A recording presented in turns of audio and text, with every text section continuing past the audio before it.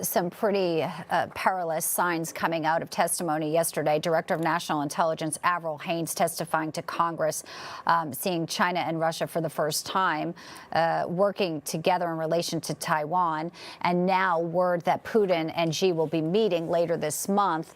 We want to bring in our expert panel to discuss this and also Putin's other moves getting the attention of NATO. Former CIA analyst and former Trump National Security Council America First Policy Institute, Fleitz with us this Friday, and she is the vice president of the Davis Institute for National Security and Foreign Policy over at the Heritage Foundation. Trump's former deputy national security advisor, Victoria Coates. Welcome in. A pleasure to have you both with us.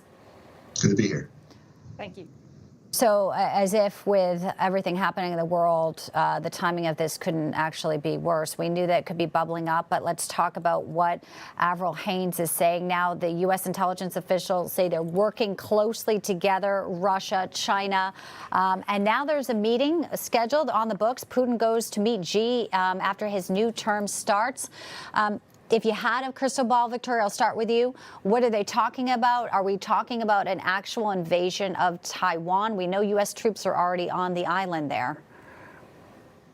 Yeah, and it doesn't take a crystal ball, Bianca, or even a security clearance to see what's going on here, and has been going on since February of 22, when Xi and Putin declared their partnership without limits. Xi clearly okayed the invasion of Ukraine and has been perfectly happy for the last 2+ years to see the United States bleeding material and money into Ukraine, adding more debt to our economy, so lessening our economic strength, which is the one thing he really fears. And now the cooperation is coming out into the open. It's in a way makes our lives easier. We have a bigger problem set than we thought, but we can see it. We can see it clearly, and I think it should end any illusions on the part of the Biden administration that China is going to be a constructive partner on anything like Ukraine or Iran. And you're right, illusion's such a great word, because even during the State of the Union, he's like, we don't see competition, with China, we see cooperation, all these statements, Fred.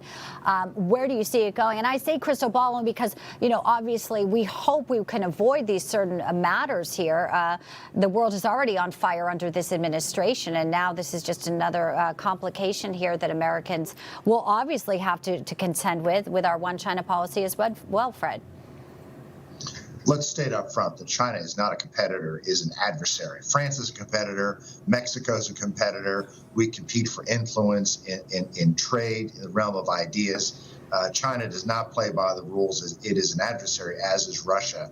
I guess what I was struck by this intelligence hearing is that the defense cooperation between Russia and China is much closer, much more intensive than we realized. Although they said China's not actually providing weapons, it is providing advanced technology, dual-use technology, satellite technology, missile technology, and according to the DNI, it is giving Russia an edge in the war against Ukraine. And this is so dangerous because if this cooperation continues, it could possibly be used by China to launch an invasion of Taiwan.